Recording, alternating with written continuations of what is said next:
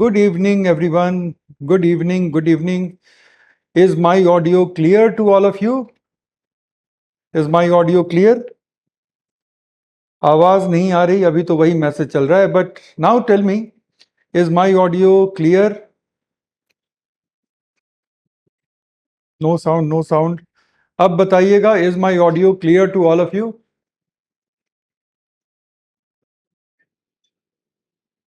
Yes sir, okay. So अब आवाज आ गई है. We can start the session now. Done. Done. So चलो अब अपने मैसेजेस को थोड़ा स्लो करो. पढ़ने का टाइम आ गया है. वो ऑडियो माइक ऑडियो इनपुट वाला ऑन नहीं था, इसलिए ऑडियो नहीं जा रही थी. So good evening everyone. Audio नहीं आ रहा था तो मेरी शुरू की कुछ बातें छूट गई. मैं बस ये कह रहा था कि अब आपको और मुझे इंट्रोडक्शन की ज़रूरत नहीं है. आई नो आप लोग कौन हैं और आपको पता है कि मैं कौन हूँ.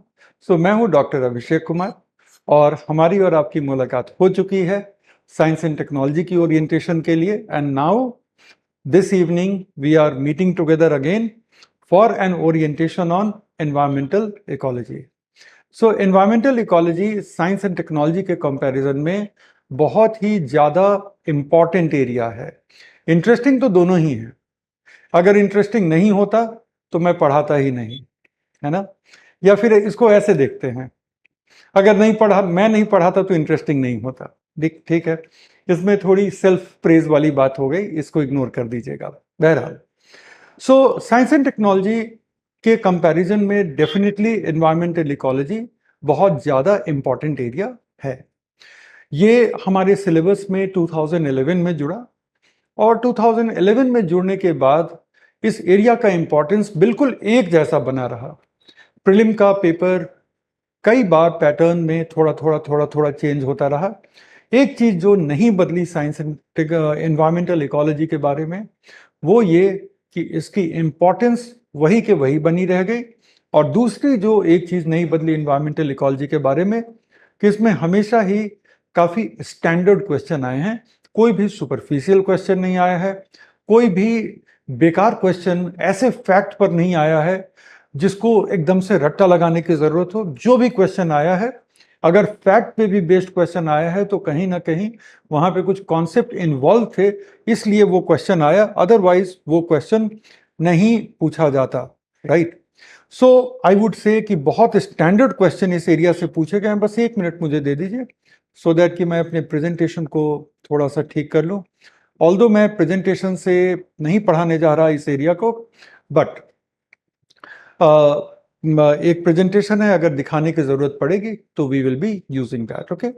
तो एनवायरमेंटल इकोलॉजी को अगर हम उस तरह से देखें तो it is one very important area of our syllabus. बहुत इंपॉर्टेंट. मैं यहाँ तक कह सकता हूँ कि अगर इस एरिया को अच्छे से करके नहीं जाओगे तो मेंस एग्जामिनेशन सेंटर तक कभी नहीं पहुँच पाओगे.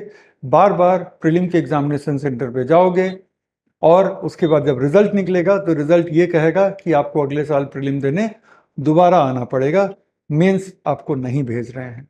It is that important.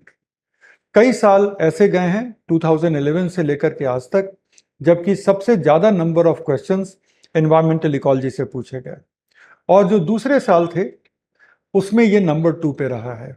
ये कभी भी नंबर 3 पे नहीं रहा है. एक चीज़ जो नहीं बदली वो यही कि इसका इम्पोर्टेंस कभी भी कम नहीं हुआ, और इम्पोर्टेंस क्यों नहीं कम हुआ वो भी आज हम देखेंगे.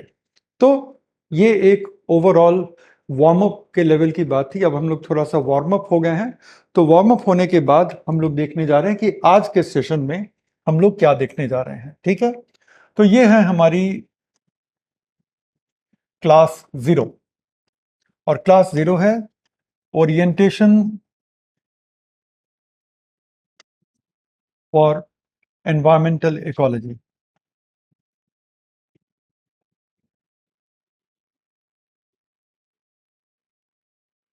भाई बहुत जल्दी मुझे शायद कुछ मैसेजेस आने वाले हैं कि सर हिंदी में लिखिए, हिंदी में लिखिए वगैरह.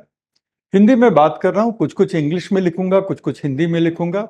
इंग्लिश में लिखूंगा तो आप ही के लिए बेटर होगा क्योंकि टेक्निकल टर्म्स हैं, उनको इंग्लिश में जानना जरूरी होगा. और हिंदी में समझाता भी चलूंगा, और हिंदी में भी जो चीज़ आपको जाननी चाहिए वो लिखता भी चलूँगा, ठीक है। इस बीच आपके सारे क्वेश्चन का बहुत बहुत स्वागत होगा। हालांकि आज एकदम ज़ीरो क्लास है, इसको पहली क्लास भी नहीं कहता मैं। पहली क्लास इसलिए नहीं कह रहा क्योंकि जब हम सिलेबस की शुरुआत करेंगे तो वो हमारी पहली क्लास होगी। तो ये हमारी क्लास नंबर 0 है और क्लास नंबर 0 में बहुत ज़्यादा सवाल होंगे नहीं, मोस्टली उत्सुकता वाली सवाल होगी। देखो अभी मैंने कहा ना कि कुछ लोग कहेंगे कि हिंदी में लिखिए, वो आ गया हिंदी में लिखिए। बाबू थोड़ा याद कर लेना, एक कंपलसरी इंग्लिश भी होता है, उसकी बात मैंने साइंस एंड टेक वाली क्लास में भी की थी, तो अभी मैं दोबारा करके अब बोझिल नहीं करना चाहता। जिनको भी मेरा कंपलसरी इंग्लिश पे ज्ञान चाहिए, साइंस एंड टेक्नोलॉजी के इंट्रोडक्शन वाली क्लास में देख लीजिएगा। लेकिन इंग्लिश से अगर इतनी विरक्ति रखेंगे तो मेंस बहुत मुश्किल हो जाएगा, अगर नामुमकिन नहीं तो बहुत मुश्किल हो जाएगा, ठीक है। मेंस में एक कंपलसरी इंग्लिश है, ठीक है कि वहाँ पे पासिंग मार्क्स चाहिए, लेकिन पासिंग मार्क्स फ्री में नहीं बट रहे। पासिंग मार्क्स के लिए आपको काफ़ी मेहनत करनी पड़ेगी। इंटरमीडिएट, अच्छे इंटरमीडिएट के लेवल का पेपर होता है, दैट इज स्टैंडर्ड 12th के लेवल का पेपर होता है। और इंग्लिश में ग्रामर भी पूछते हैं, कॉम्पोजिशन भी पूछते हैं, कॉम्प्रीहेंशन भी पूछते हैं। और ये सब के लिए अगर इतनी इंग्लिश पे जिनको भी परेशानी हो रही है तो वो पेपर आपको बहुत सताएगा, ठीक है। ये दिवाली का छोटे वाला पटाखा है। अगर ये आपको लग रहा है कि ये क्रैकर है, ये पटाखा है, इससे दूर रहने की ज़रूरत है, तो एग्जामिनेशन का पेपर न्यूक्लियर बॉम्ब हो जाएगा।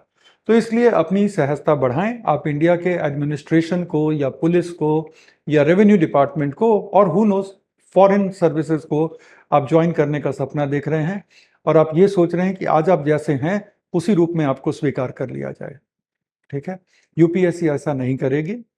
आप में उस लेवल पे जाने की योग्यता होनी चाहिए।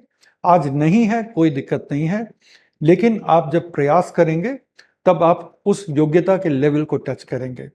और याद रखिएगा, जिस दिन आप उस योग्यता के लेवल को टच करेंगे, सिर्फ यूपीएससी की सिविल सर्विस नहीं, बहुत सारी जो इससे मिलती जुलती एग्जामिनेशंस होंगी उन सबको भी आप क्लियर करते चले जाएंगे, चाहे वो किसी स्टेट लेवल का एग्जामिनेशन हो या सीपीएफओ का एग्जामिनेशन हो या सीपीओ का एग्जामिनेशन हो या कहीं भी जो इस लेवल का एग्जामिनेशन है। हालांकि सिविल सर्विस के लेवल का कोई और एग्जाम है नहीं, बट कोई भी एग्जामिनेशन जहां पे ग्रेजुएशन एलिजिबिलिटी है वो सब आप क्लियर करते चले जाएंगे।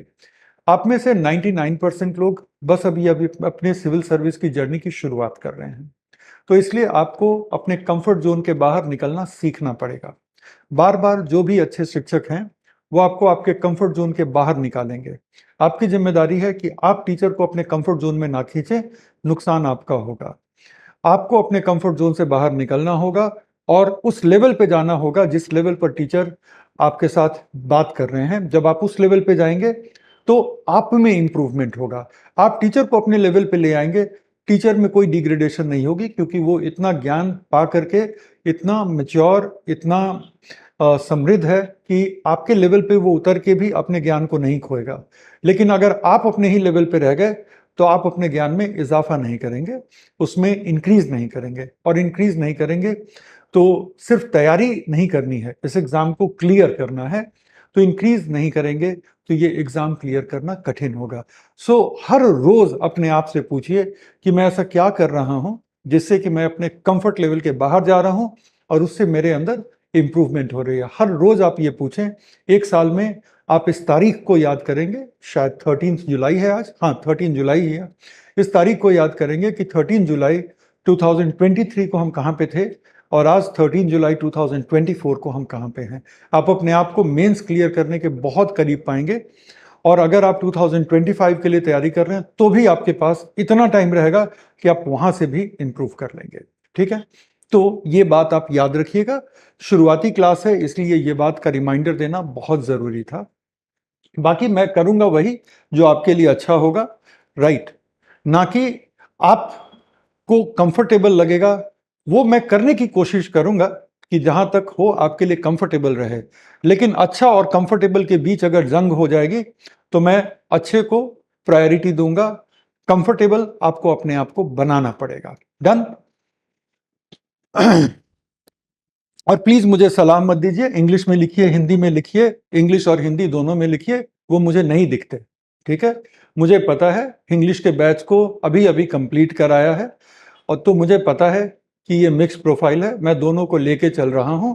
आप सीखने आए हैं, सिखाने नहीं आए हैं। ओके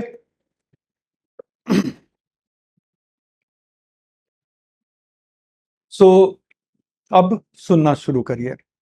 तो हम लोग बात कर रहे हैं एनवायरमेंटल इकोलॉजी की, हिंदी में इसको पर्यावरण एवं पारिस्थितिकी कहते हैं।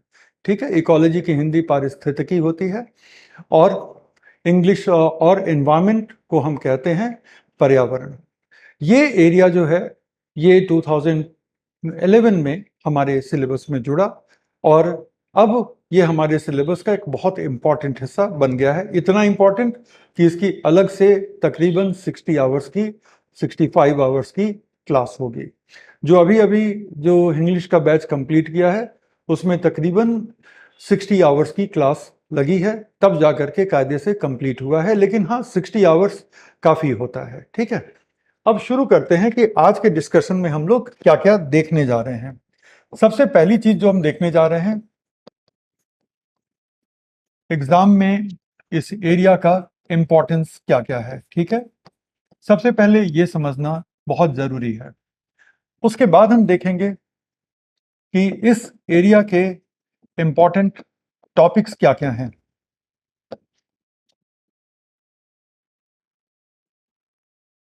तीसरा देखेंगे तैयारी कैसे करें।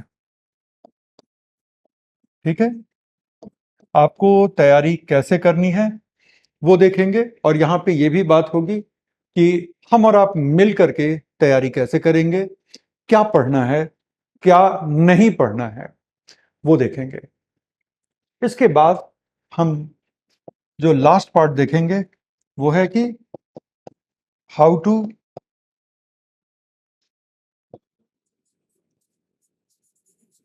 Capture most questions. ज्यादा से ज्यादा क्वेश्चन हमारे ग्रिप में हो, उसके लिए क्या करना जरूरी होगा, क्योंकि साइंस एंड टेक और एनवायरमेंट मेरे जो दोनों ही एरिया हैं, ये दोनों इस बात के लिए बहुत बदनाम है कि इसके क्वेश्चन कहाँ से आते हैं पता नहीं चलता। तो ज़्यादा से ज़्यादा क्वेश्चन हमारे ग्रिप में हो, उसके लिए हम क्या करें, क्या हमारा तरीका हो, वो भी हमें देखना इम्पॉर्टेंट होगा। राइट, तो ये बेसिकली चार चीज़ें हम देखने जा रहे हैं।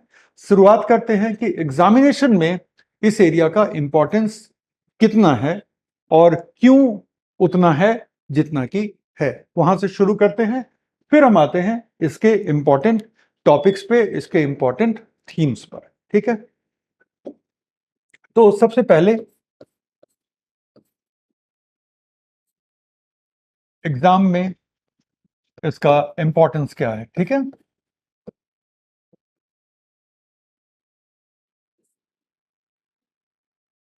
शुरू करते हैं हम लोग प्रीलिम से। तो प्रीलिम में एनवायरमेंटल इकोलॉजी जुड़ता है साल 2011 में।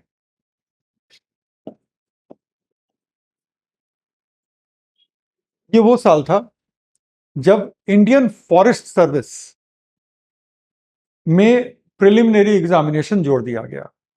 इंडियन फॉरेस्ट सर्विस हमारे देश का तीसरा ऑल इंडिया सर्विस है। हमारे देश में तीन ही ऑल इंडिया सर्विस हैं, Indian administrative service, Indian police service और इंडियन फॉरेस्ट सर्विस।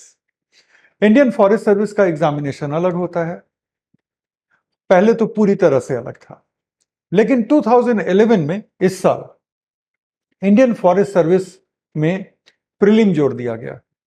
और ये जो प्रीलिम था ये कोई अलग प्रीलिम नहीं था, ये वो प्रीलिम था जो यूपीएससी की सिविल सर्विस एग्जामिनेशन के लिए प्रीलिम कंडक्ट किया जा रहा था। तो उसी सिविल सर्विस एग्जामिनेशन के प्रीलिम को यूपीएससी फॉरेस्ट सर्विस एग्जामिनेशन के साथ भी जोड़ दिया गया। दूसरे शब्दों में प्रीलिम कॉमन हो गया। अगर आप सिविल सर्विस एग्जामिनेशन के एस्पिरेंट हैं तो भी आप वही प्रीलिम देंगे, अगर आप आईएफएस के एस्पिरेंट हैं तो भी आप वही प्रीलिम देंगे। और जब प्रीलिम की रिजल्ट निकलती है तो तकरीबन 11,000 बच्चों का रिजल्ट सिविल सर्विस मेंस के लिए निकलता है, ठीक है। और प्रीलिम के रिजल्ट में एक और लिस्ट अलग से बनती है जिसमें तकरीबन 1200 बच्चों को चुना जाता है आईएफएस मेंस के लिए। सिविल सर्विस का मेंस सितंबर में होता है और आईएफएस का मेंस नवंबर में होता है। तो आप क्या देख रहे हो कि मेंस के लेवल पे ये दोनों अलग अलग एग्जाम हैं, लेकिन पीटी इनका एक ही है। और ये सर्विस क्या है? इंडियन फॉरेस्ट सर्विस है। तो अब अगर आप फॉरेस्ट सर्विस के बच्चों को इस प्रीलिम में बुला रहे हैं कि आइए यही प्रीलिम दीजिए और इस प्रीलिम के बेसिस पे हम तय करेंगे कि आपको मेंस में भेजा जाए कि नहीं भेजा जाए, तो क्या ये लॉजिकल नहीं होगा कि जो फॉरेस्ट सर्विस के कैंडिडेट हैं उनसे थोड़ा एनवायरमेंट के बारे में डीप इंक्वायरी की जाए, क्योंकि ये फॉरेस्ट वाले सर्विस में जा रहे हैं। तो उनसे थोड़ी डीप इंक्वायरी कर ली जाए कि एनवायरमेंट, फॉरेस्ट, बायोडाइवर्सिटी, पॉल्यूशन, इन सब चीजों को लेकर के इनकी नॉलेज लेवल कैसी है। तो 2011 में ये कॉमन जोड़ा गया प्रीलिम, और उसी साल प्रीलिम में जुड़ा क्या? प्रीलिम में जुड़ा एनवायरमेंटल इकोलॉजी। और जुड़ा तो ऐसे वैसे नहीं जुड़ा, ये जब जुड़ा तो पूरे अच्छे खासे वेटेज के साथ जुड़ा। ये जुड़ा टॉपिक 6 के रूप में, ठीक है। ये जुड़ा टॉपिक 6 ऑफ जीएस के रूप में। अभी हम लोग प्रीलिम की बात कर रहे हैं। ये वाला बैकग्राउंडर स्टोरी अब फिनिश हुआ, इसकी जरूरत तो है नहीं आप लोगों को, राइट। तो ये टॉपिक 6 ऑफ जीएस के रूप में जुड़ा। और ऑन एन एवरेज कितने क्वेश्चन पूछे गए हैं इस एरिया से? तो 10 साल में जो एवरेज है, 10 इयर्स का जो एवरेज है वो है 180 क्वेश्चंस। 10 साल में 180 क्वेश्चन पूछे गए। 10 साल का मतलब 2011 से लेकर के 2020 तक के बीच में 180 क्वेश्चंस पूछ लिए गए हैं। फिर आता है 2021, 2022 और 2023 का भी प्रीलिम हो गया, मेंस होने वाला है, तो 2023। तो अगर इन 3 इयर्स को भी आप जोड़ लो तो इन 3 इयर्स में 50 क्वेश्चंस पूछ लिए गए हैं। तो अब अगर आप देखो तो 13 साल में, 10 साल प्लस 3 साल, 13 साल में 230 क्वेश्चन पूछे गए हैं। और पूरे जीएस में इसकी रैंकिंग होती है नंबर 2 पे। इन्हीं 13 साल में नंबर 1 जो हमारा एरिया रहा है, इन्हीं 13 साल में जो हमारा नंबर 1 एरिया रहा है वो रहा है 264 क्वेश्चंस के साथ इकोनॉमी का।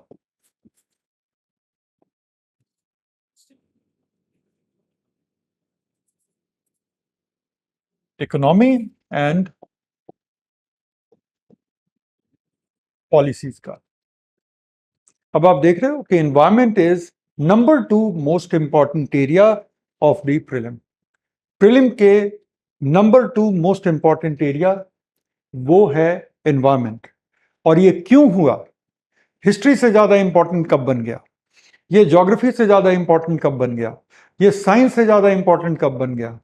2011 से बन गया। जुड़ा ही नहीं बल्कि जुड़ा, और काफी शोर शराबे के साथ, काफी धूम धड़ाके के साथ जुड़ा, और वो धूम आज तक बरकरार है। 230 क्वेश्चन।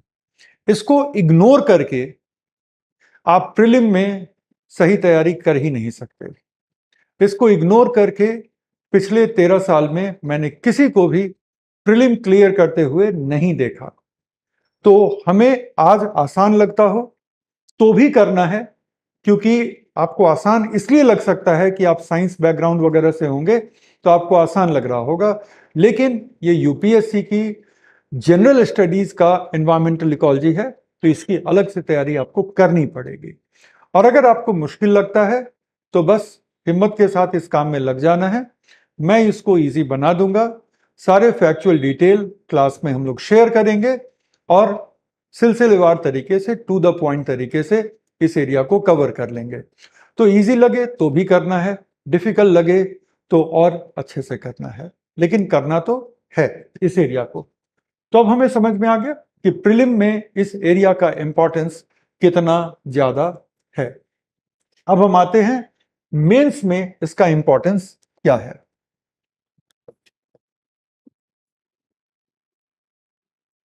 अभी जो बोर्ड पे मैं लिख रहा हूं, आप अगर लिखना चाहें मेरे साथ तो यू कैन राइट, लेकिन अगर नहीं भी लिख पाते हैं तो बोर्ड पे जो भी मैं लिख रहा हूं उसको मैं सेव करके एज अ पीडीएफ मैं शेयर कर लूंगा टीम के साथ, और टीम उसको फिर अपलोड कर देगी आपके इसी ओरिएंटेशन वीडियो के साथ, सो दैट कि मैंने जो भी लिखा है you can use it later on also. Mains में ये है पेपर 3 का हिस्सा। पेपर 3 में क्या क्या आता है, हमने साइंस एंड टेक्नोलॉजी में भी बात की थी पेपर 3 की। पेपर 3 का जो सबसे बड़ा हिस्सा है वो है इंडियन इकोनॉमी का। दूसरा जो एरिया है, बाकी सब छोटे छोटे एरियाज हैं, तो दूसरा एरिया है एनवायरनमेंट का, तीसरा है डिजास्टर मैनेजमेंट का,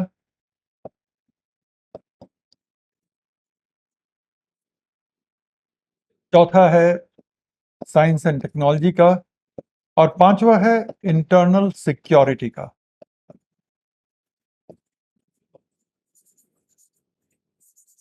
है ना, ये हैं हमारे 5 एरियाज। मैंने पिछली बार भी बताया था जब हम लोग साइंस टेक की बात कर रहे थे कि इकोनॉमी जो है पेपर 3 का तकरीबन तकरीबन 50% क्वेश्चन पेपर इकोनॉमी से बनता है। पेपर 3 का 50% क्वेश्चन पेपर इकोनॉमी से बनता है, और बाकी का जो 50% है वो इन चारों के बीच में इक्वल बटा होता है।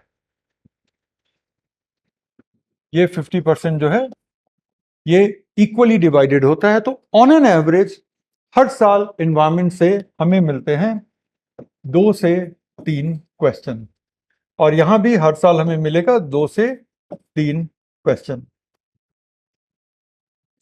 अब इसको लेकर के तो हम लोग क्लियर हो गए कि किस तरह के क्वेश्चंस, कितने क्वेश्चंस प्रीलिम में आते हैं, कितने क्वेश्चंस मेंस में आते हैं। इसको लेकर के आई डोंट थिंक कि कोई डाउट होगी, ये तो बस बिल्कुल फैक्चुअल बातें थी।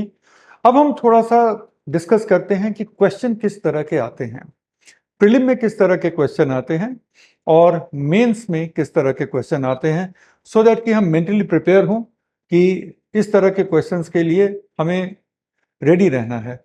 और हम लोग जब कवर करेंगे तो कवर भी इसी अंदाज में करेंगे कि जिस ओरिएंटेशन के क्वेश्चन आ रहे हैं, और मैं इमीडिएट बस पिछले साल का क्वेश्चन या उसके पिछले साल का क्वेश्चन देख करके मैं नहीं तैयारी कराता।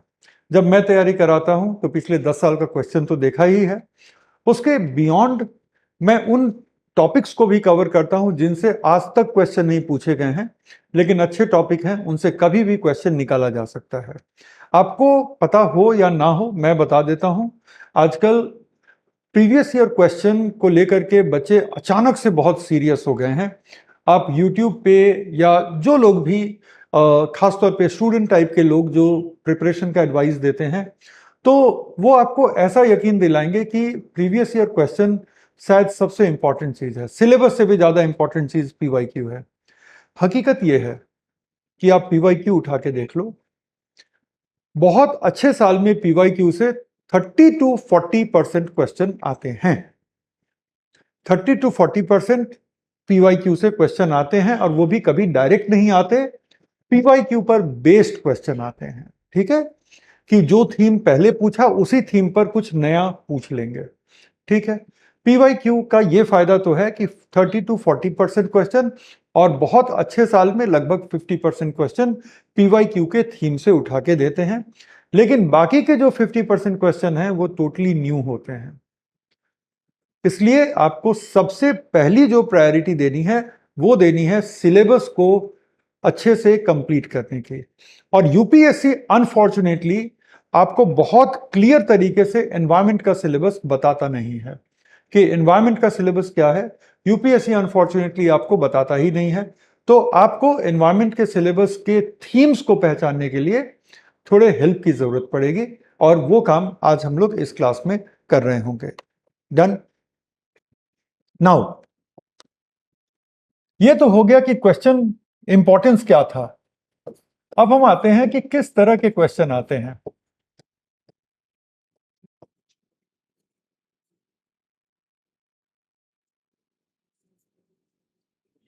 प्रीलिम की बात करते हैं पहले।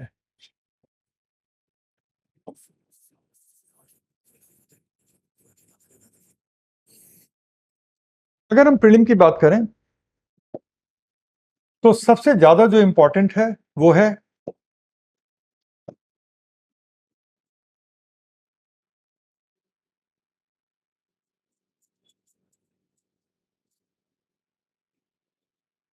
करंट पर आधारित।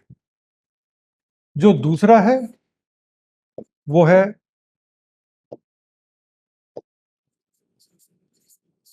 करंट से। दोनों में फर्क है। करंट पर आधारित और करंट से दोनों में फर्क है, मैं एक्सप्लेन करूंगा। और जो तीसरा है वो है स्टैटिक। सिलेबस का वो हिस्सा जो बदलता नहीं है उसको हम कहते हैं स्टैटिक, कि इसमें कोई बदलाव नहीं आ रहा है। सो ये तीन तरह के क्वेश्चंस हमारे प्रीलिम में आपको देखने को मिलेंगे। जो करंट पर आधारित क्वेश्चन होते हैं, अभी तक हमने क्या सीखा है? अभी तक हमने सीखा है कि प्रीलिम्स में औसत 18 क्वेश्चन पर ईयर पूछे जाते हैं, राइट? तो 18 में से आप मान के चलिएगा कि 10 क्वेश्चन कम से कम करंट पर आधारित होंगे। ये लगभग लिख दिया। किसी साल में 11 हो सकता है, किसी साल में ये 12 भी जाएगा, और कई साल ऐसे भी होंगे कि ये 9 ही रह जाएगा। लेकिन करंट पर आधारित अराउंड 50% या 50% से थोड़े ऊपर के संख्या में क्वेश्चन देते हैं। करंट पर आधारित से क्या मतलब है? अब आपको एक एग्जांपल देता हूं। International union for conservation of nature, IUCN, एक रिपोर्ट पब्लिश करती है जिसको हम कहते हैं रेड लिस्ट। और रेड लिस्ट में हम जो है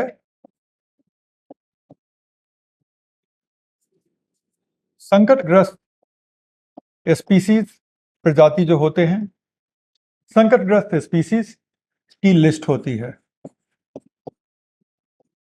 और इतना ही नहीं, उनपे किस गंभीरता का संकट है, तो इसमें संकट की श्रेणियां भी होती हैं, संकट के कैटेगरीज भी होते हैं जिनका जिक्र होता है। IUCN ये नहीं कहता कि हम हर कितने साल पर इसको अपडेट करेंगे, ये नहीं कहता IUCN। हो सकता है कि IUCN 2 साल के बाद अपडेट कर दे, हो सकता है कि IUCN 4 साल का भी वक्त ले ले, लेकिन IUCN की जो फील्ड एजेंसियां हैं वो लगातार काम करती रहती हैं, स्पीसीज के स्टेटस को वो अपडेट करती रहती हैं। और जब काफी डाटा इकट्ठा हो जाता है पूरी दुनिया से, तो वो रेड लिस्ट का जो लेटेस्ट एडिशन है IUCN उसको जारी कर देती है। लेट अस इमेजिन कि आप 2024 में एग्जाम दे रहे हैं और 2023 में एक अपडेटेड लिस्ट आती है। अपडेटेड लिस्ट आती है तो अपडेटेड लिस्ट बताएगी कि दुनिया में किस नंबर में स्पीसीज थ्रेटन है, फिर क्रिटिकली एंडेंजर्ड का नंबर कितना है वो भी बताएगी, एंडेंजर्ड का नंबर कितना है वो भी बताएगी, वल्नरेबल का नंबर कितना है ये भी बताएगी। ये भी बताएगा कि प्लांट्स कितने वल्नरेबल या एंडेंजर्ड या क्रिटिकली एंडेंजर्ड हैं, और एनिमल्स कितने हैं ये भी बताएगा। ठीक है ना? और इसके अलावा यही सारी चीजें जो ग्लोबल स्केल पे बताई गई हैं, यही सारी चीजें इंडिया के बारे में भी बताई होंगी। तो रिपोर्ट में जो फैक्ट्स आपको बताए गए हैं, अगर कोई क्वेश्चन डायरेक्ट उन फैक्ट्स पर आ जाए तो उसको हम कहेंगे करंट से क्वेश्चन पूछा गया है। तो ये डायरेक्ट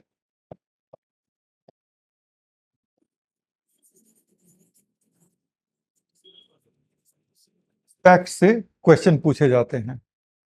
अनफॉर्चुनेटली जो डायरेक्ट फैक्ट वाले क्वेश्चन होते हैं ना, उनका नंबर ज्यादा नहीं होता, उनका नंबर लगभग 3-4 ऐसे ही होता है, जितना कि नंबर स्टैटिक का होता है। 3 से 4 क्वेश्चन प्योर स्टैटिक के होते हैं, उसी तरह से 3 से 4 क्वेश्चन प्योर करंट के होते हैं। तो यहां से हमें क्या सीख मिलती है कि बहुत सारे लोग न्यूज़पेपर जो पढ़ते हैं, अगर कोई एक स्पीसीज वेस्टर्न घाट में खोज ली गई, उस स्पीसीज का नाम बताया गया, कहाँ के साइंटिस्ट थे जिन्होंने सर्वे किया और उस स्पीसीज की खोज की, तो उसको लेकर के कुछ लोग बहुत सीरियस हो जाते हैं कि देखो ये एक नई डिस्कवरी हुई है स्पीसीज की, ये इंपॉर्टेंट है। क्या है वो? इंपॉर्टेंट नहीं है। जब आईयूसीएन जैसे बड़े रिपोर्ट के फैक्ट से क्वेश्चन यूपीएससी जनरली अवॉइड करती है, तो डेफिनेटली एक स्पीसीज खोज ली गई। हर साल सिर्फ इंडिया में ही तकरीबन 200 स्पीसीज डिस्कवर होती हैं, उनका नाम दिया जाता है। तो ऑफ कोर्स आपको 200 स्पीसीज पढ़ने की जरूरत नहीं है। सो डायरेक्ट फैक्ट से इकोलॉजी में क्वेश्चंस नहीं आते, 3-4 आते हैं, और वहां पे लक का फैक्टर बहुत ज्यादा होता है। अगर आप बहुत लकी हैं तो उन 4 क्वेश्चन में से 2 से 3 आपसे बन जाएंगे, बहुत अनलकी हैं तो 4 में से 1 बनेगा। इसके लिए बहुत ज्यादा पसीना बहाने की जरूरत नहीं है। कोई भी नई डेवलपमेंट होती है तो उस नई डेवलपमेंट के जो मेजर पिलर्स हैं, उन मेजर पिलर्स को आप याद रखिए कि अच्छा ये डेवलपमेंट है, लगभग इतने स्पीसीज इंडिया में हैं जो थ्रेटन है, लगभग, ठीक है, और इसमें क्रिटिकली एंडेंजर्ड इतने हैं। और फिर ये ध्यान दो कि क्रिटिकली एंडेंजर्ड में एनिमल ज्यादा है या प्लांट ज्यादा है। फिर आप ये ध्यान दो कि सबसे ज्यादा क्रिटिकली एंडेंजर्ड स्पीसीज इंडिया के किस रीजन में है? ईस्टर्न हिमालयन रीजन में है, वेस्टर्न घाट में है, कहाँ है, या नॉर्दर्न हिमालयन रीजन में है? Where are they? वो आपको पता होना चाहिए, एक ब्रॉडर पॉइंट। और उससे ज्यादा अपने आप को मत थकाओ, कोई नहीं पूछेगा। अभी थोड़े दिन पहले की बात है, मैं प्रोजेक्ट एलिफेंट पढ़ा रहा था। बोर्ड पे मैंने लिखा कि लगभग 27,900 एलिफेंट हैं, जबकि मैंने ही पीडीएफ दिया था, तो पीडीएफ में रिवाइज्ड फिगर था तकरीबन 29,000 का, राइट। तो पीडीएफ में वो था। अगले दिन स्टूडेंट्स ने पूछा कि सर ये नंबर वैलिड है या वो नंबर वैलिड है? मैंने बताया कि जो पीडीएफ में दिया है वो नंबर वैलिड है, क्योंकि पीडीएफ अभी हाल का बनाया है, तो उसमें अपडेटेड रिवाइज नंबर डाल दिया है। लेकिन मैंने ये जोड़ना जरूरी समझा कि आप पिछले 30 साल का क्वेश्चन उठा के देख लो, इंडिया में किस वाइल्ड एनिमल का नंबर कितना है कोई नहीं पूछता। नोबडी इज इंटरेस्टेड नंबर्स में। पूछने के लिए बहुत सारे अच्छे सवाल हैं, तो डायरेक्ट करंट से क्वेश्चंस कम आएंगे, लेकिन करना इसलिए पड़ेगा क्योंकि करंट पर बेस्ड क्वेश्चन जो होते हैं उनकी संख्या बहुत ज्यादा होती है। और करंट पर बेस्ड क्वेश्चन को करने के लिए करंट करना सबसे पहली जरूरत है, उसके बाद ही आप करंट पर बेस्ड क्वेश्चन करेंगे। लेकिन जब आप करंट कर रहे हैं तो करंट के एकदम छोटे छोटे ट्रिवियल फैक्ट पर ध्यान देने की कतई जरूरत नहीं है। आपकी कोशिश ये होनी चाहिए, एक सेकंड रुक जाए, हाँ, आपकी कोशिश ये होनी चाहिए कि जो भी क्वेश्चन, जब भी कोई करंट डेवलपमेंट की आप तैयारी कर रहे हो, तो आप उसके की फैक्ट्स को आइडेंटिफाई करें और की फैक्ट्स को एक जगह आप कंपाइल कर लें, और उसके बाद टीचर की हेल्प से, दैट इज मेरी हेल्प से, अब आप उसके रिलेटेड डायमेंशन में जाएं। फॉर एग्जाम्पल, अगर उसी आईयूसीएन के रिपोर्ट की हम लोग बात कर लें, राइट, अगर उसी आईयूसीएन रिपोर्ट की हम लोग बात कर लें, तो अब इससे जुड़े हुए कई सारे कॉन्सेप्चुअल क्वेश्चन आपसे पूछे जा सकते हैं। For example,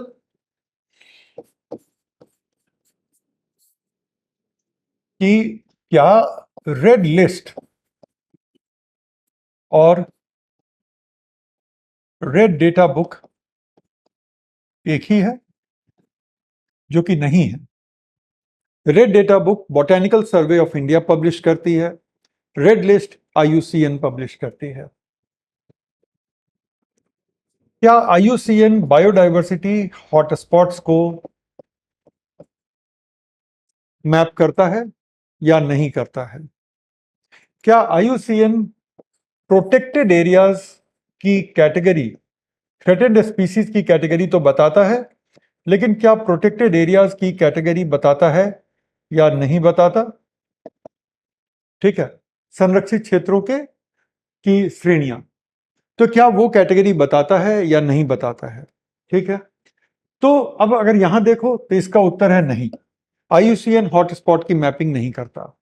red list IUCN जारी करता है, रेड डेटा बुक IUCN जारी नहीं करता, बॉटेनिकल सर्वे ऑफ इंडिया जारी करता है, और वो सिर्फ इंडिया के कॉन्टेक्स्ट में जो हमारे थ्रेटन प्लांट हैं, और अब जूलॉजिकल सर्वे ऑफ इंडिया की हेल्प से जो हमारे थ्रेटन एनिमल हैं उनकी वो लिस्ट हमें देता है। क्या प्रोटेक्टेड एरिया की कैटेगरीज भी बताता है या सिर्फ थ्रेटन स्पीसीज की कैटेगरी बताता है? सच्चाई है कि IUCN प्रोटेक्टेड एरियाज की भी कैटेगरी बताता है। क्या IUCN UN की एजेंसी है? IUCN UN की एजेंसी नहीं है, राइट? तो ये क्या हुआ, IUCN को लेकर के कुछ इंपॉर्टेंट कॉन्सेप्चुअल क्वेश्चन हो गए आपके। ठीक है, क्या IUCN UN convention on biological diversity का पार्टनर ऑर्गेनाइजेशन है या नहीं है? सच्चाई है कि ये है, UN convention on biological diversity का पार्टनर ऑर्गेनाइजेशन है, लेकिन ये खुद UN का एक हिस्सा नहीं है। ये IUCN के बारे में हो गई। फिर क्या IUCN अपने रेड लिस्ट में नॉन थ्रेटेंड स्पीसीज के स्टेटस के बारे में बताता है या नहीं बताता है? बताता है। नियर थ्रेटन के बारे में बताता है, लीस्ट कंसर्न के बारे में बताता है। कुल मिलाकर के ये सारे क्वेश्चन जो किसी साल पूछे जाएंगे, मान लो कि इनमें से कोई भी क्वेश्चन अगर 2024 में पूछा जाएगा तो उसका रीजन बस इतना ही होगा, क्योंकि IUCN ने अपनी रेड लिस्ट अभी हाल में ही रिलीज की थी, इसलिए पूछा जाएगा। सिमिलरली अगर फॉरेस्ट की रिपोर्ट आती है और अगर आपसे फॉरेस्ट के बारे में कन्वेंशनल दिखने वाले क्वेश्चन पूछ लिए जाएं कि अच्छा फॉरेस्ट एरिया और फॉरेस्ट कवर दोनों एक ही है या दोनों अलग अलग है, इस तरह का अगर क्वेश्चन आता है तो इसलिए नहीं आया कि उस साल एग्जामिनर फॉरेस्ट पर आपसे स्टैटिक क्वेश्चन पूछना चाह रहा था, वो रीजन नहीं था। रीजन क्या था? रीजन थी कि उस साल फॉरेस्ट की रिपोर्ट आई थी, और चूंकि फॉरेस्ट की रिपोर्ट आई थी इसलिए यह जरूरी हो जाता है कि आपसे फॉरेस्ट से क्वेश्चन पूछ लिए जाए। तो अब मुझे लगता है कि आप मेरा पॉइंट समझ चुके हैं, इससे ज्यादा एग्जाम्पल देने की जरूरत नहीं है। सबसे ज्यादा 50% से ज्यादा क्वेश्चंस करंट पर बेस्ड होते हैं, करंट पर आधारित होते हैं। डायरेक्ट करंट से 3 से 4 क्वेश्चन आते हैं और स्टैटिक से 3-4 क्वेश्चन आते हैं। यह है उन 18 क्वेश्चंस का ब्रेकअप। यह है उन 18 क्वेश्चंस का ब्रेकअप जो करंट पर बेस्ड 50% और 50% से ज्यादा भी, और जो बचा हुआ 50, 40, 45% जो भी है वो आएगा करंट से डायरेक्टली और स्टैटिक से। और ये पॉइंट अब आप याद रखेंगे, इसलिए याद रखेंगे क्योंकि अब इसी का हम यूज करके आगे देखेंगे कि हमें कैसे पढ़ना है एनवायरमेंट और इकोलॉजी को। डन। अब हम लोग थोड़ा सा मेंस पे आते हैं। मेंस में ये पेपर 3 का पार्ट है। इसमें मैक्सिमम 3 क्वेश्चंस आते हैं, ये हमारा अधिकतम है, मैक्सिमम है। लेकिन एक चीज याद रखिएगा, कई लोगों के अंदर ये टेंडेंसी होती है कि जस्ट बिकॉज कि किसी एरिया से कम क्वेश्चन पूछे जा रहे हैं तो हमें लगता है कि वो इंपॉर्टेंट नहीं है। जब आप एक्चुअल एग्जामिनेशन हॉल में जाएंगे तो कई बार क्या होता है कि आपने बहुत अच्छे से किसी एरिया को प्रिपेयर किया है, लेकिन आपके प्रिपेयर किए हुए टॉपिक से क्वेश्चन नहीं आए, और उस दिन ऐसे एरियाज जहां से कम ही क्वेश्चन आते हैं वो आपकी हेल्प के लिए सामने आ जाते हैं, क्योंकि वहां पे आपने कम ही तैयारी की लेकिन वहां पे वो टॉपिक आ गए जिसकी आपने तैयारी की थी, और उस वजह से वहां से आप क्वेश्चन कर पाते हैं। तो ये गलती कभी मत कीजिएगा, बिगनिंग में हैं आप लोग, तो इसलिए ये गलती कभी मत करना कि किसी एरिया से अब ये पता चल गया कि 3 ही क्वेश्चन आते हैं तो उसको लाइटली ले लो। याद रखना कि यहां तक पहुंच ही नहीं पाओगे अगर प्रीलिम के एग्जाम को क्लियर नहीं किया, और प्रीलिम को एग्जाम को क्लियर करने के लिए अगर एनवायरनमेंट और इकोलॉजी अच्छे से की और इकोनॉमी अच्छे से किया तो वो आपके लिए बहुत सॉलिड फाउंडेशन बनेगा। तो ये पॉइंट अब याद रखने की जरूरत है। डन। तो 3 क्वेश्चन अधिकतम आते हैं। यहां पर क्या है कि स्टैटिक से क्वेश्चंस नहीं आते, राइट। इस एरिया में स्टैटिक के क्वेश्चन नहीं आते। यहां पे जो भी क्वेश्चन आता है वो करंट से आता है या करंट पर बेस्ड आता है, ठीक है। मतलब करंट पर आधारित आता है या डायरेक्ट करंट से भी क्वेश्चन आ जाता है। यहां पे ये प्रेडिक्ट करना बहुत मुश्किल है कि करंट से क्वेश्चन का ज्यादा इंपॉर्टेंस है या करंट पर आधारित इंपॉर्टेंट है। तो सीधा सीधा है कि यहां पे जो भी क्वेश्चन आते हैं वो करंट पे या तो डायरेक्ट क्वेश्चन हो सकते हैं या वो करंट पर बेस्ड हो सकते हैं, करंट पर आधारित हो सकते हैं, राइट। तो ये मेंस की बात है। तो अब क्या ये चीज क्लियर हो गई हमारे और आपके बीच कि यहां पे हमें focus, just like science and technology, यहां पे हमें फोकस बना के रखना है करंट पर। अगर करंट को आपने मास्टर कर लिया तो आप समझ लो कि एनवायरनमेंट को आपने मास्टर कर लिया। और करंट एग्जामिनेशन हॉल में जाने के 15 दिन पहले तक का अपडेट करके जाओ, सो दैट कि कुछ भी लेफ्ट राइट सेंटर पूछ लिया आप उसके लिए अपने आप को तैयार पाओगे। तो करंट एक ऐसी जर्नी है जो आपकी रुकनी नहीं चाहिए। जिस दिन, जब तक कि आप सेलेक्ट होके और अपनी ट्रेनिंग के लिए नहीं चले जाते, जब तक कि आप परीक्षा के साइकिल में हैं, तब तक आप करंट करते रहेंगे, तब तक आप करंट करते रहेंगे। उसमें कहीं कोई कोताही, कहीं कोई नेग्लिजेंस की गुंजाइश नहीं है। तो हमने पहला वाला पार्ट समझ लिया अच्छे से कि कितने क्वेश्चन आते हैं इस एरिया से, ठीक है। इस एरिया से कितने क्वेश्चन आते हैं अब हमारे सामने बहुत अच्छे से क्लियर हो गया। और दूसरा हमने ये क्लियर कर लिया कि कैसे क्वेश्चन आते हैं इस एरिया से। अब आपको ये दिखाने का अब टाइम है कि कितने टॉपिक हैं इस एरिया में और किस टॉपिक का वेटेज ऑन एन एवरेज कितना है। एक सेकंड का वक्त दीजिए।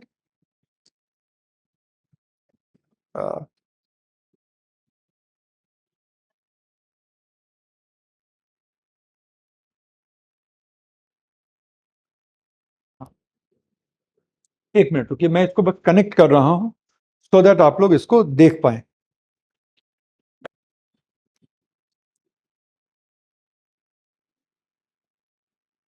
बेसिकली ये जो ब्रेकअप है वो प्रीलिम के लिए है, लेकिन टॉपिक्स इतने ही हैं जो मेंस में हैं। इससे ज्यादा टॉपिक्स मेंस में भी नहीं है। जो भी टॉपिक है वो इतना ही है जो प्रीलिम के लिए मेंशन है। तो पूरा का पूरा सिलेबस यही है, पूरा का पूरा सिलेबस। और अनफॉर्चुनेटली क्या है कि यूपीएससी आपको सिलेबस भी नहीं बताता। यूपीएससी आपको सिलेबस भी बताने की जरूरत नहीं समझता कि आपको डिटेल में बता दे कि एनवायरमेंट में क्या पढ़ना है। यूपीएससी बस कहता है कि एनवायरमेंटल इकोलॉजी एंड बायोडाइवर्सिटी, बस। उसके बाद किसी भी टॉपिक का कहीं कोई जिक्र नहीं है। अब आप जरा यहां से देखो, ये पिछले 5 साल का ब्रेकअप हम लोग कर रहे हैं, ठीक है। और जो मिसलेनियस क्वेश्चन है उनको हम इग्नोर करके चल रहे हैं। तो सबसे पहले आप टॉपिक्स को देखो। सबसे पहला जो हमारा टॉपिक है, सबसे पहला जो हमारा टॉपिक है वो है basic concepts of ecology. Basic concepts of ecology को करने के लिए ये बहुत इंपॉर्टेंट है कि हम एनसीईआरटी की अच्छी खासी पढ़ाई करें बेसिक कॉन्सेप्ट्स ऑफ इकोलॉजी के लिए। मैं क्या कह रहा था कि बेसिक स्टैटिक से 2 से 3 क्वेश्चन आते हैं, बहुत आ जाएंगे तो 4 क्वेश्चन आ जाएंगे स्टैटिक में। तो आप देखो 5 साल का एवरेज क्या है, 11 क्वेश्चन का। 5 साल का एवरेज है 11 क्वेश्चन का। और दूसरी बात क्या है कि एक और टॉपिक है जहां से कुछ क्वेश्चंस आते हैं और वो बिल्कुल स्टैटिक है, वो है कोस्टल रेगुलेशन का, ठीक है। वो है कोस्टल रेगुलेशन का। और एक और टॉपिक है सस्टेनेबल डेवलपमेंट का, जिससे बिल्कुल स्टैटिक क्वेश्चंस आते हैं। सस्टेनेबल डेवलपमेंट क्या है, सस्टेनेबल डेवलपमेंट को लेकर के एजेंडा 21 क्या था, सस्टेनेबल डेवलपमेंट गोल्स क्या हैं। और सस्टेनेबल डेवलपमेंट गोल कोई बिल्कुल अनोखी और नई चीज तो है नहीं। आज सस्टेनेबल डेवलपमेंट गोल्स को भी अडॉप्ट हुए वक्त हो गया है ना। 7 साल तो सस्टेनेबल डेवलपमेंट गोल्स को अडॉप्ट किए हो गया। तो अगर अब आप टोटल करो तो ये कितना हुआ, 11 + 3 + 3, तो कुल मिलाकर के 17 क्वेश्चन हैं आपके पास जो 5 साल में प्योरली प्योरली स्टैटिक आपके आए हुए हैं। और बाकी सारे एरिया में अरे इसमें क्या इंग्लिश यूज करना है, फॉरेस्ट नहीं पता है या कंजर्वेशन नहीं पता है, और इस तरह की बात करके ये मैसेज आ रहा है, ठीक है, एकदम एक लाइन से हिंदी हिंदी हिंदी हिंदी हिंदी। कितनी बार मैं बताऊं कि इतनी इंग्लिश किए बगैर नहीं क्लियर कर पाओगे मेंस, कितनी बार बताऊं।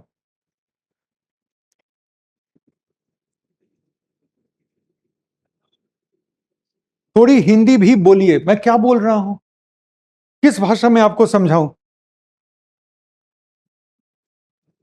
ठीक है, किस किस भाषा में समझाऊं। और मैंने बिगनिंग में कहा था तो याद रखिएगा, सीखने आए हैं, सिखाने नहीं आए हैं। तो एकदम सीखने के हिसाब से बैठ जाइए। मुझे पता है कि मैं इंग्लिश मीडियम में पढ़ा रहा हूं, तो जैसे मैं पढ़ा रहा हूं वो पूरी तरह से टेक्निकल टर्म्स को छोड़ करके हिंदी में है। और अगर आप ये कहना चाह रहे हैं कि बेसिक कंसेप्ट ऑफ इकोलॉजी आपको नहीं समझ में आई, बायोडाइवर्सिटी एंड इट्स कंजर्वेशन नहीं समझ में आया, ये भी अगर हिंदी में ही लिखा हुआ चाहिए, तो आप ये तो बता दो मुझे कि आप मेंस का क्वालिफाइंग कैसे पार करोगे। ठीक है, तो मुझे मत सिखाओ, आप अपने लेवल को थोड़ा सा रेज करो। मैं आपके लेवल पे हूं, अब आप अपने लेवल को अगर उससे भी नीचे पाते हो तो अब आपकी जिम्मेदारी है कि आप उसको रेज करो। इस चीज को लेकर के एकदम क्लियर हो जाओ आप। चलो, बाकी सारे लोग अब इन चीजों पे ध्यान मत दो, मैं भी अभी चैट नहीं देख रहा हूं और अभी काफी कुछ करना है हमें, ठीक है। 1 घंटा हो गया हमें लगभग बात करते हुए, अभी थोड़ी और बात करनी है। तो बेसिक कॉन्सेप्ट ऑफ इकोलॉजी, फिर हमारा कोस्टल रेगुलेशन और सस्टेनेबल डेवलपमेंट, ये 3 स्टैटिक एरियाज हैं। और इसके अलावा जो हमारे 7 अलग एरियाज हैं, बायोडाइवर्सिटी और इसका कंजर्वेशन इंपॉर्टेंट है। और यहां से एकदम से करंट बेस्ड क्वेश्चन आते हैं। वाइल्ड लाइफ का कंजर्वेशन उठा करके देखो, 15 क्वेश्चंस आए हुए हैं।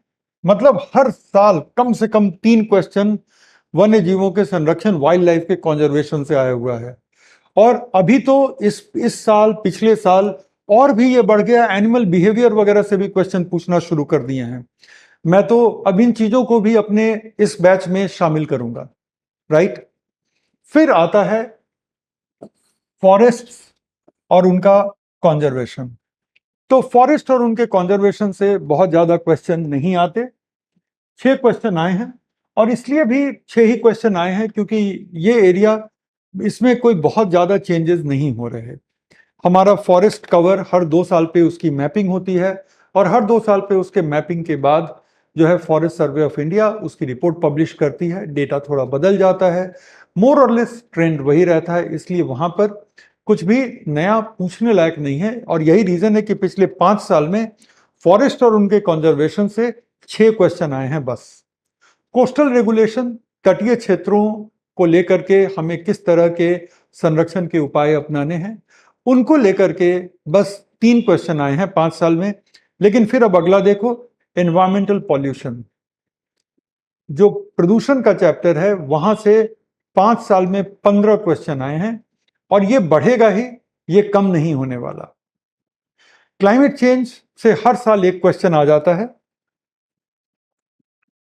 फिर अगर उसके बाद हम देखें तो अलग अलग हमारे देश में जो एक्ट हैं, एक्ट का मतलब जो हमारे देश में जो लॉ हैं, जो अलग अलग पॉलिसीज हैं, जो अलग अलग नीतियां हैं, और जो अलग अलग गवर्नमेंट के द्वारा पहल उठाए गए हैं, जो पहल किए गए हैं, उनसे क्वेश्चन आते हैं। और फिर इसी थॉट पे आप देखो तो इंटरनेशनल ट्रीटीज, अंतर्राष्ट्रीय समझौतों पर, ऑर्गेनाइजेशन पर और उनकी फंडिंग मैकेनिज्म वगैरह पे भी क्वेश्चन आते रहे हैं। तो ये सब वो एरियाज हैं जहां से प्रीलिम में क्वेश्चन पूछे जाते हैं। और इंपॉर्टेंट चीज ये है यहां पे समझने की, ठीक है ना, इंपॉर्टेंट चीज यहां पर यह है समझने की कि इन एरियाज में, ठीक है ना, इन एरियाज में अगर आपकी अच्छी ग्रिप हो तो मेंस भी पूरी तरह से आपके रीच में है। मेंस का सिलेबस और प्रीलिम का सिलेबस बिल्कुल एक जैसा है। मेंस का सिलेबस और प्रीलिम का सिलेबस बिल्कुल एक जैसा है, लेकिन क्वेश्चंस को पूछने का तरीका बदल जाता है। तो अगर हम मेंस और प्रीलिम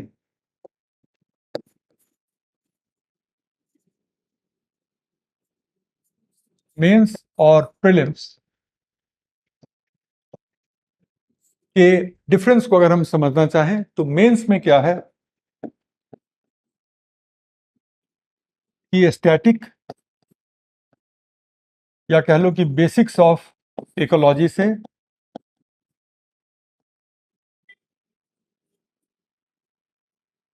क्वेश्चन नहीं आते, प्रीलिम में आते हैं। और कुछ मेंस के अपने फेवरेट एरियाज हैं। प्रीलिम्स का तो सिलेबस हमने डिस्कस कर लिया है, राइट। प्रीलिम्स का सिलेबस जो है हमने ऑलरेडी डिस्कस कर लिया है। तो मेंस और प्रीलिम्स के सिलेबस में जो कुछ मेन अंतर हैं, पहला अंतर तो यही है कि स्टैटिक और बेसिक इकोलॉजी से क्वेश्चंस नहीं आते। दूसरा क्या है कि यहां पर कुछ इंपॉर्टेंट टॉपिक्स हैं आपके, यहां पर कुछ आपके इंपॉर्टेंट टॉपिक्स हैं। और वो इंपॉर्टेंट टॉपिक्स क्या क्या हैं? सबसे पहला जो इंपॉर्टेंट टॉपिक है वो है आपका क्लाइमेट चेंज, जिसको हम कहते हैं जलवायु परिवर्तन। ये आज की डेट में बहुत इंपॉर्टेंट एनवायरमेंटल प्रॉब्लम है। तो ये बहुत लाजमी है कि क्लाइमेट चेंज के क्वेश्चन आपसे पूछे जाएं। जो दूसरा बहुत बड़ा इंपॉर्टेंट टॉपिक है जो मेंस के लिए, प्रीलिम के लिए ज्यादा इंपॉर्टेंट नहीं था, वो है सस्टेनेबल डेवलपमेंट।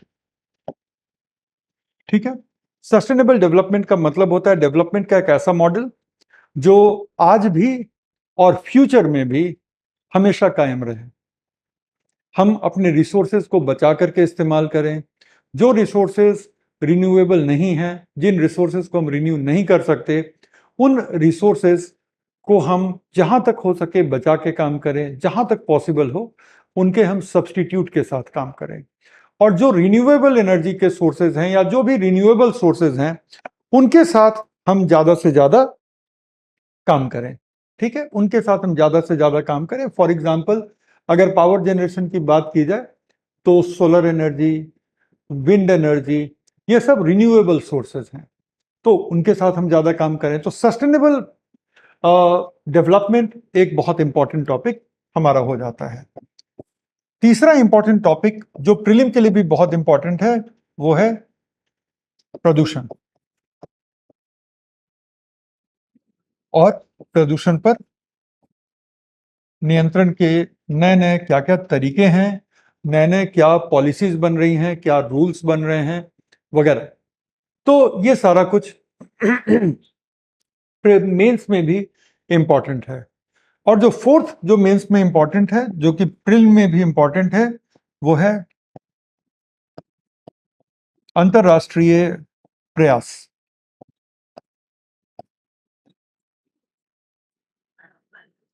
अलग अलग एनवायरमेंटल प्रॉब्लम्स को लेकर के जो इंटरनेशनल इनिशिएटिव लिए जा रहे हैं, जो इंटरनेशनल एफर्ट किया जा रहा है, उनको लेकर के आपकी समझ अच्छी होनी चाहिए।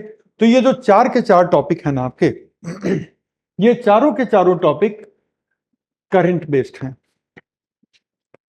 इसमें जो भी क्वेश्चन आता है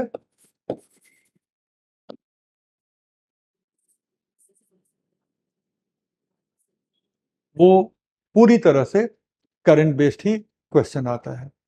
सो ये है हमारा मेंस का टॉपिक और मेंस के इंपॉर्टेंट टॉपिक। प्रीलिम के इंपॉर्टेंट टॉपिक हम देख चुके हैं।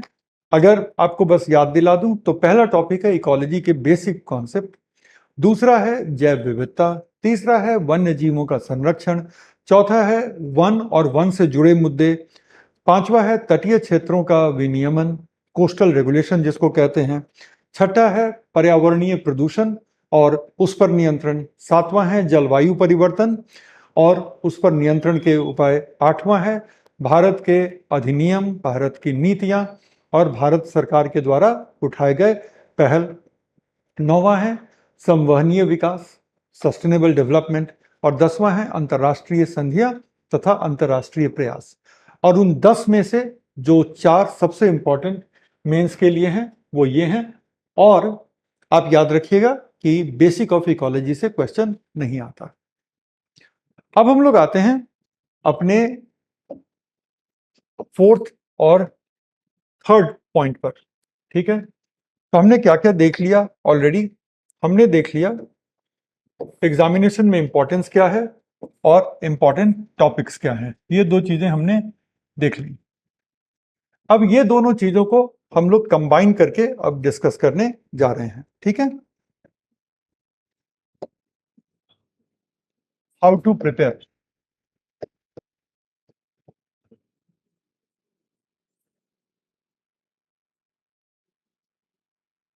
तो शुरू करते हैं हाउ टू प्रिपेयर वाली बात से। तो एनवायरनमेंट को करने के दो तरीके हैं। पहला तरीका जो जनरली लोग अपनाते हैं, जो कि आपको नहीं अपनाना है। इसलिए नहीं अपनाना है कि अब आप एक ऑलरेडी कोचिंग के हिस्सा हैं, ऑलरेडी आपकी कोर्स के प्लान में एनवायरनमेंट की लगभग 60 आवर्स की क्लासेस हैं। मतलब कि 90 मिनट्स की अगर क्लास होगी तो 40 क्लासेस होंगी एनवायरनमेंट की आपकी, और अगर 2 घंटे की क्लास होगी तो 30 क्लासेस होंगी आपके एनवायरनमेंट की, है ना। तो ये काफी एक्सटेंसिव क्लास होगा एनवायरनमेंट का। तो इसलिए जो आमतौर पे जो बच्चे करते हैं, अब आपको वो करने की जरूरत है नहीं। आमतौर पे बच्चे क्या करते हैं कि किसी भी बुक को, मार्केट में अब एनवायरनमेंट पे काफी सारी बुक्स अवेलेबल हैं। अनफॉर्चुनेटली कोई भी बुक ऐसा नहीं है जो एग्जामिनेशन की नीड को 50% भी फुलफिल करता हो। मैं अभी किसी का नाम नहीं लूंगा, उसका कोई फायदा है नहीं। अलग अलग पब्लिकेशन हाउसेज हैं, अलग अलग कोचिंग इंस्टीट्यूट हैं जिनके एनवायरनमेंट के मटेरियल हैं। उनकी सच्चाई को जानना हो तो आपको एक अटेम्प्ट का रिस्क लेना होगा। ठीक है, उनकी सच्चाई को जानना हो तो आपको एक अटेम्प्ट का रिस्क लेना होगा। तो मैं कहूंगा कि मत ही लीजिएगा तो आपके लिए बेहतर।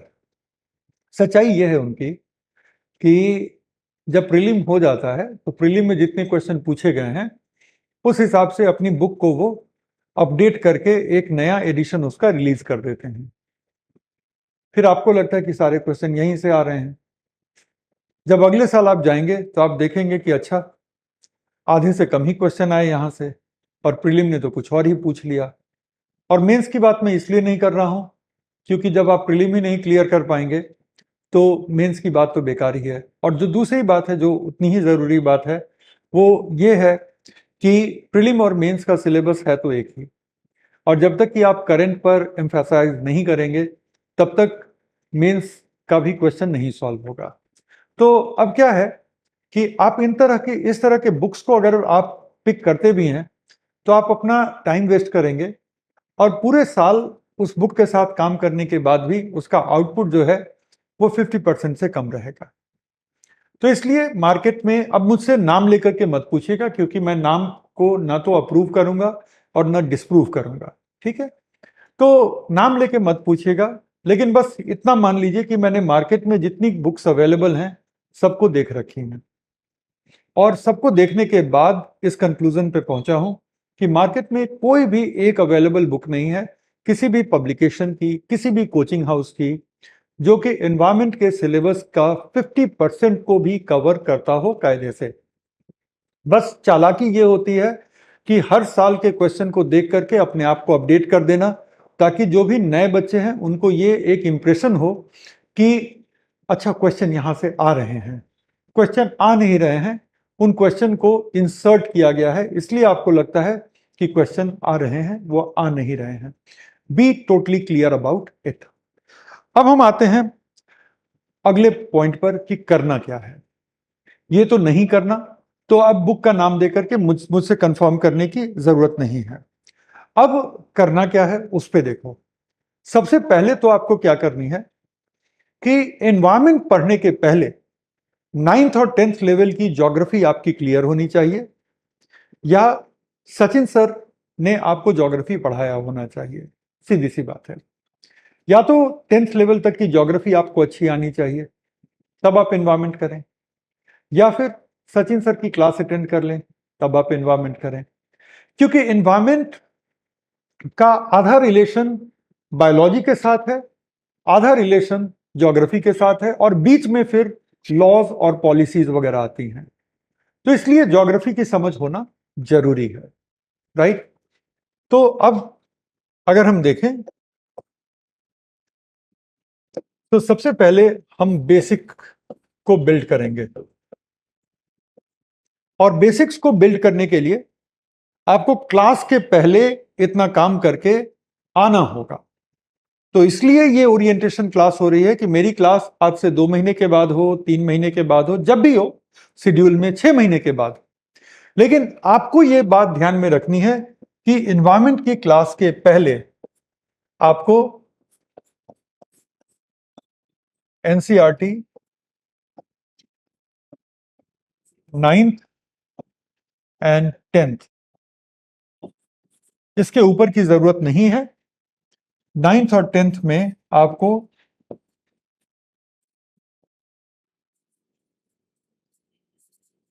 ज्योग्राफी पढ़ी होनी चाहिए, मतलब कि आपको भूगोल की किताब पढ़ी होनी चाहिए। और अच्छा तो यह होगा कि अगर सचिन सर की क्लास मेरी क्लास के पहले हो जाए, तो इतनी ज्योग्राफी आपको आनी चाहिए, there is no doubt about it. दूसरी बात यह कि आपको जो है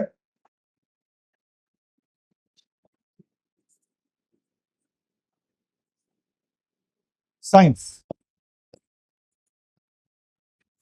9th और 10th के लेवल की साइंस भी आपको पढ़ी होनी चाहिए। अगर आप इस क्लास में बैठे हुए हैं तो जाहिर है ना कि आप 10th बोर्ड करके ही इस क्लास में बैठे हुए हैं। आप में से जो यंगेस्ट भी होंगे, आप लोगों ने 10th बोर्ड का एग्जाम तो कर ही लिया होगा। ठीक है, मुझे पता है कि आप में से बहुत यंग लोग भी बैठते हैं इस क्लास में, लेकिन फिर भी 10th तो करके ही आए होगे ना। तो 9th और 10th की साइंस, 9th और 10th की ज्योग्राफी आपको आनी चाहिए। क्योंकि साइंस में सिर्फ बायोलॉजी ही नहीं, एनवायरमेंट में बहुत सारे हिस्सों में, एनवायरमेंट के बहुत सारे हिस्सों में आपको जरूरत पड़ जाएगी बेसिक केमिस्ट्री की, आपको जरूरत पड़ जाएगी बेसिक फिजिक्स के फिनोमेना की, जो फिजिक्स की जो परिघटनाएं होती हैं उनकी जरूरत पड़ जाएगी एनवायरमेंट में। तो इसलिए आपको करके ये रेडी रखना पड़ेगा, ठीक है, बेसिक के लेवल पर। और इसके बाद मैं आपको ये विश्वास दिलाता हूं कि इसके बाद एडवांस इकोलॉजी के लिए आपको कुछ और नहीं पढ़ने की जरूरत है। मेरे पास एक कंपाइलेशन है जो कि मैं आप लोगों के साथ शेयर करूंगा। दूसरी बात यह है कि क्लास में हम लोग जो कुछ भी करेंगे, आप लोग बिना एक वर्ड छोड़े हुए हर कुछ को लिखने की कोशिश करेंगे, सो दैट कि क्लास नोट आपका बहुत सॉलिड बन जाए। क्लास में जब हम पढ़ाते हैं तो बहुत सारी ऐसी चीजें निकल कर आती हैं जो इतने साल के एक्सपीरियंस के बेसिस पर, इतने साल के एक्यूमुलेटेड नॉलेज के बेसिस पर आपसे शेयर करते हैं। वो हो सकता है कि वो हमारे प्रिंटेड पीडीएफ में ना हो, लेकिन वो क्लास में जब बातें होती हैं तो वो चीजें निकल करके आती हैं।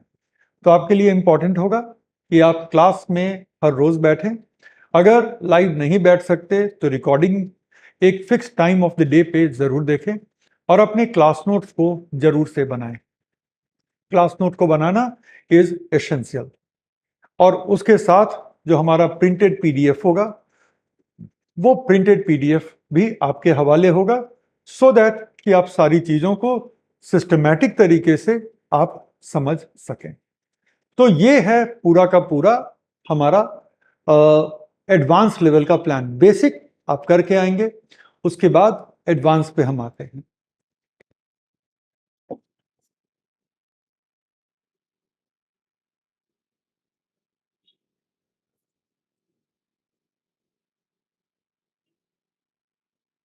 एडवांस्ड में ओनली क्लास। जब आप क्लास में बैठेंगे तो दो चीजें होंगी। पहला कि जो कुछ भी हो रहा है क्लास में, चाहे जो मैं बोल रहा हूं, काम की बातें, या मैं जो लिख रहा हूं, वो सब आपके नोटबुक में जाना चाहिए। अगर नहीं जा रहा है तो 50% क्लास की यूज आपने खत्म कर दी। ठीक है, फिर क्लास में बैठने का कोई फायदा ही नहीं हुआ। जब नोट्स ही पढ़ना था तो वो बिना क्लास अटेंड किए भी नोट्स आपके आप में होगा। तो क्लास नोट्स बनाना मस्ट है।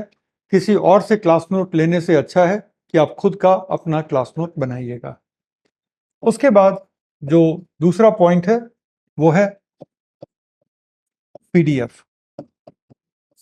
मैं अपना पीडीएफ किसी को बनाने के लिए नहीं देता। इसका मतलब है कि मेरी सारी पीडीएफ मेरी खुद की बनाई हुई हैं, और इन सारे पीडीएफ का जो भी पार्ट कॉन्सेप्चुअल है वो मैं क्लास में कराता हूं। तो मेरा पीडीएफ और मेरी क्लास दोनों एक दूसरे के साथ बहुत क्लोजली मैच करती है। तो मेरी क्लास के बाद जब आप मेरा पीडीएफ पढ़ेंगे तो आपको और भी एक्स्ट्रा इंफॉर्मेशन मिलेगा और आपकी प्रिपरेशन और भी कंप्लीट होगी। और वो सारी चीजें जो क्लास में नहीं बताई जा सकती क्योंकि वो बस फैक्ट हैं और कुछ नहीं है, तो वो सारी चीजें भी आपको पीडीएफ में मिल जाएंगी, सो दैट कि आपको कोई बुक पढ़ने की जरूरत पड़े ही नहीं। ये बात अब हम लोग समझ गए। उसके बाद एडवांस लेवल पे एक और चीज करनी होगी, और बस वही करनी होगी, वो है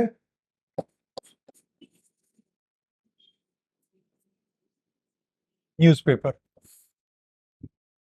अब आप पूछेंगे कि न्यूज़पेपर पढ़ें तो कौन सा पढ़ें। अलग अलग लोगों ने आपको अलग अलग सजेस्ट किया होगा, मैं आपको बता देता हूं। अगर आप कंफर्टेबल हैं तो द हिंदू या इंडियन एक्सप्रेस पढ़ें।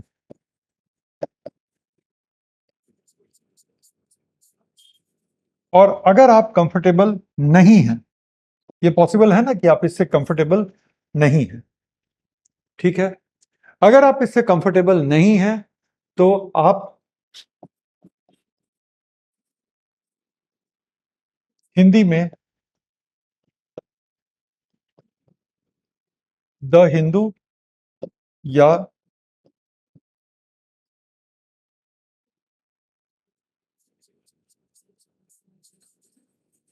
इंडियन एक्सप्रेस का जो जिस्ट है वो पढ़ें, और प्लस अपना एक न्यूज़पेपर पढ़ते रहें।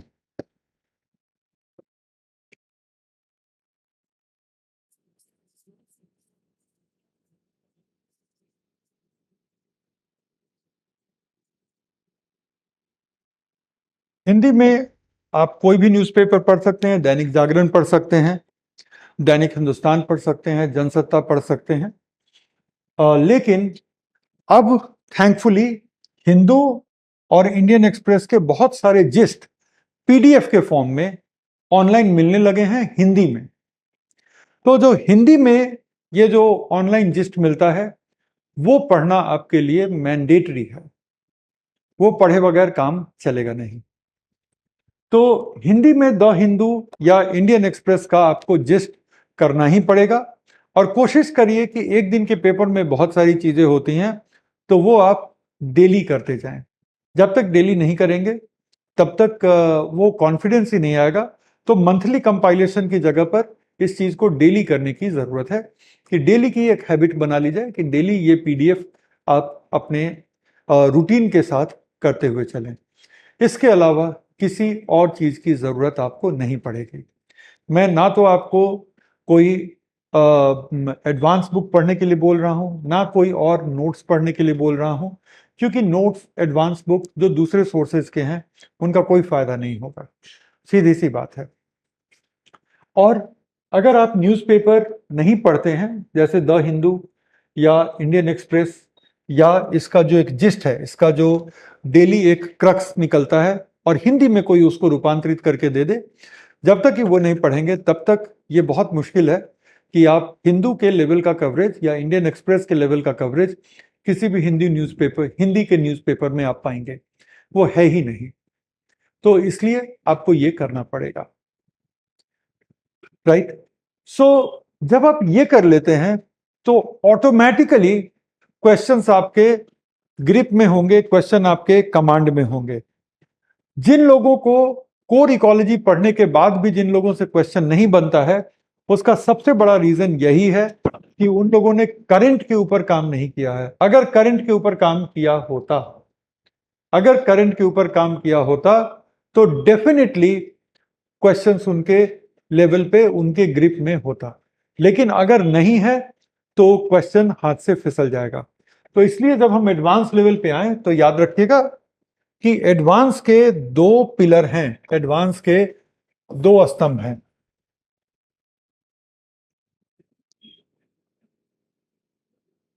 एडवांस के दो पिलर हैं, पहला पिलर ये है और दूसरा पिलर ये है। क्लास तो 60 आवर के बाद समाप्त हो जाएगी, जो क्लासेस हैं वो 60 आवर के बाद समाप्त हो जाएंगी, लेकिन एग्जाम फिर भी काफी दूरी पे रहेगा। तो क्लास के फिनिश होने के बाद और एग्जाम तक आप क्या करेंगे? सिर्फ और सिर्फ जो किया है उसको रिवाइज करेंगे और न्यूज़पेपर के जरिए उसको अपडेट करेंगे। यहाँ पे केजीएस में डेली करंट की भी क्लास हो रही है, यूट्यूब चैनल पे मैंने देखा है, तो आप उसका भी फायदा उठाएं। लेकिन इंपॉर्टेंट ये है कि आप सिविल वो आपके बिल्कुल कंट्रोल में होगा, और इंटरेस्टिंग तो इतना है कि वो जब मैं पढ़ाऊंगा तब आपको पता चलेगा। इंटरेस्टिंग तो इतना है, लेकिन अगर हम इंटरेस्टिंग के साथ साथ एग्जाम में क्वेश्चन भी कवर करना चाहें तो उसके लिए न्यूज़पेपर एक बहुत बड़ा पिलर होगा। तो उसको आज से, कल से आप शुरू करें। न्यूज़पेपर को शुरू करने की कोई भी अर्ली डेट नहीं होती, बस जिस दिन सुन लिया, जिस दिन पता चल गया कि न्यूज़पेपर करना है तो करना है। That's the point. ठीक है, तो ये सारी चीजें थी जो आज हम लोगों को डिस्कस करनी थी। ठीक है, प्रिपेयर कैसे करना है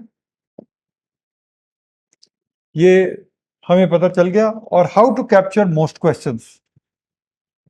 और एडवांस के साथ जब आप तैयारी में न्यूज़पेपर को, करंट को जोड़ेंगे, तब आपके क्वेश्चन आपसे कैप्चर होने लग जाएंगे।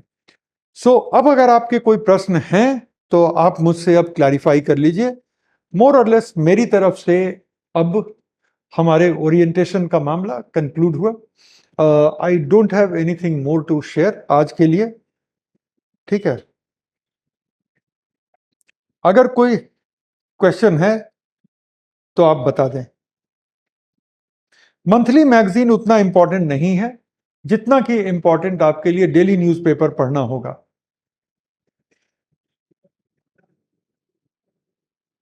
पेपर में क्या क्या पढ़ेंगे, शिवांगिनी पूछ रही हैं।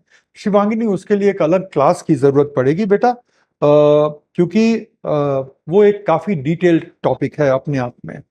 जिस्ट क्या है, गणेश कह रहे हैं। गणेश, जिस्ट का मतलब होता है कि किसी भी चीज का कोर, किसी भी चीज का क्रक्स, उसको हम जिस्ट का नाम देते हैं। सर, नवभारत टाइम्स कैसा रहेगा? देखो, हिंदी का कोई भी पेपर जो है एक लिमिटेड यूटिलिटी सर्व करेगा, उससे ज्यादा आपकी यूटिलिटी हिंदी के पेपर से सर्व नहीं होगी। सर, क्या हम गांव से ग्रेजुएशन कर यूपीएससी कर सकते हैं? 100% कर सकते हैं। ग्रेजुएशन कहां से किए हो वो मतलब नहीं करता, कितनी शिद्दत के साथ आप इसकी तैयारी कर रहे हो वो जरूरी है। न्यूज़पेपर के नोट्स भी बनाने हैं? अभी नहीं, पहले आप न्यूज़पेपर के साथ कंफर्टेबल हो।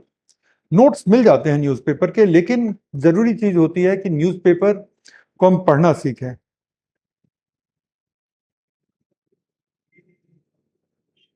साइंस रिपोर्टर मैगजीन नहीं मिल रही। साइंस रिपोर्टर मैगजीन के लिए आपको अपने लोकल मैगजीन या न्यूज़पेपर सेलर को बोलना होगा, वो मंगा के देंगे, और नहीं तो आप उसकी सदस्यता ले लीजिए उनकी वेबसाइट पे जाकर के।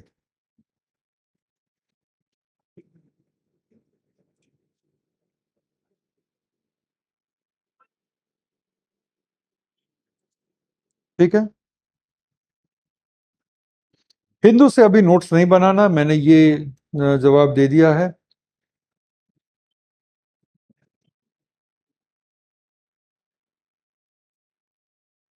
आईयूसीएन का full form international union for conservation of nature. Telegram पर कैसे जुड़े? मैं टेलीग्राम पर नहीं हूं, लेकिन खान ग्लोबल स्टडीज का टेलीग्राम चैनल है, आप वहां से जुड़ सकते हैं। मुझे 26 27 में एग्जाम दूंगा, क्या मुझे अभी से न्यूज़पेपर पढ़नी चाहिए? मैं 5वीं क्लास के बाद से न्यूज़पेपर देखना शुरू कर दिया था, तो आप लेट चल रहे हैं।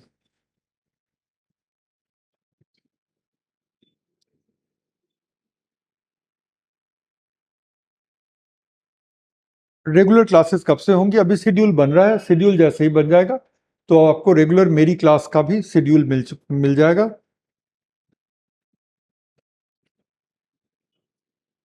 सर ऐप पर करंट अफेयर की क्लासेस होंगी, बिल्कुल होंगी।